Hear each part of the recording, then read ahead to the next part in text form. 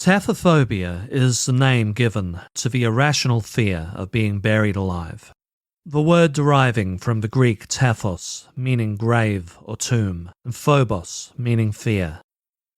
In 2022, it is accepted by most this is an irrational fear. Science and medicine has come along far enough to detect even the tiniest signs of life. For most of our history, however, this has not been the case.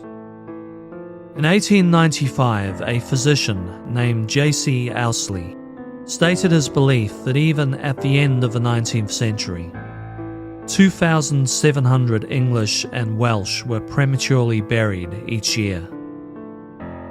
Others counted this was an exaggeration. The real figure was only around 800 a year. Only. Of course, for most of our history, life was determined by a heartbeat or signs of breathing on a mirror. As it became possible to restart a stopped heart or lungs, mouth-to-mouth resuscitation first being used on drowning victims in France in 1740, and chest compression in the USA from 1903. People in these states were recategorized, unresponsive. Proof of life focused on brain death, something not defined in a modern sense until 1968. So it shouldn't surprise anyone a great many poor souls were buried prematurely. Nor should it surprise anyone that there are a few horrifying signs of folk who came to while 6 feet under and who fought desperately to escape their entombment. In July 1661, Lawrence Cawthorne was one such victim. A journeyman butcher working at London's Newgate Market, single and without property, he lived at a Mrs. Cook's boarding house. When Cawthorne fell ill, his landlord contrived to have him declared deceased as soon as possible. For one, his passing would free up a bed for a paying resident. An ailing Cawthorne hadn't paid rent for a few days. Also, with no next of kin, Mrs. Cook would inherit Cawthorne's possessions, but only if he died in her premises. 3 days after falling ill, no condensation showing on a looking glass placed under his nose, Cawthorne was pronounced dead and sent to the undertaker. Just as the last sod of earth was placed down, a tortured scream was heard from below.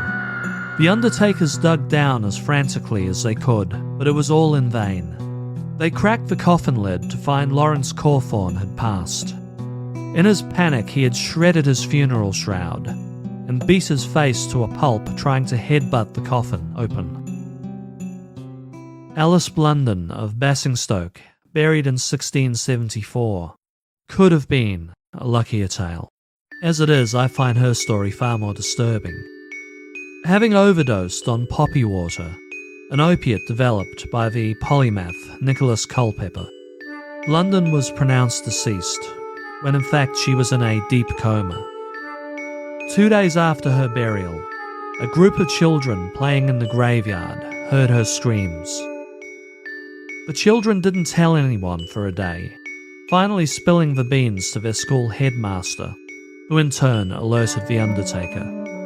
The undertaker grabbed a spade and dug Blunden out. She was still alive, but in a very bad way. Just as she came to, she collapsed again from the stress of her ordeal, and yet again she was pronounced dead and reburied. Again she came to, her screams alerting locals the following night. However, this time she did pass on. When she was disinterred, a bloodied and bruised Blunden was found inside.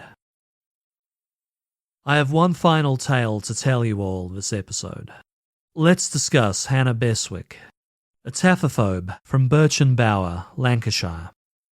Hannah was born to a wealthy family in 1688 and actually had good reason to fear premature burial. When young, her brother John passed, or appeared to have passed on. At his funeral, just prior to the lowering of the top of the coffin, someone noticed John's eyelids were fluttering and called a stop to the burial.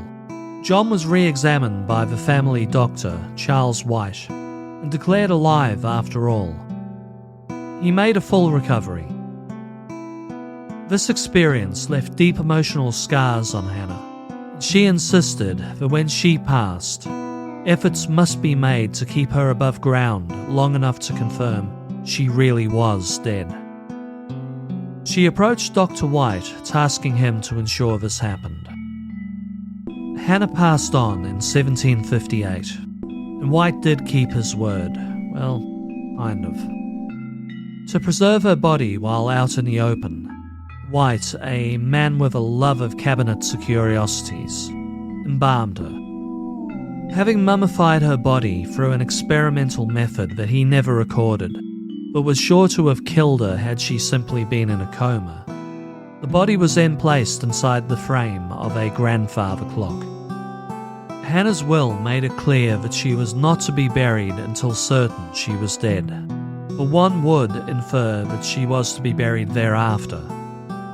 For well over a century, her body would be kept by doctors, then Manchester Museum, while family members fought over her will. And Hannah Beswick, the Manchester mummy, would not be declared deceased, finally interred, until 22nd of July 1868.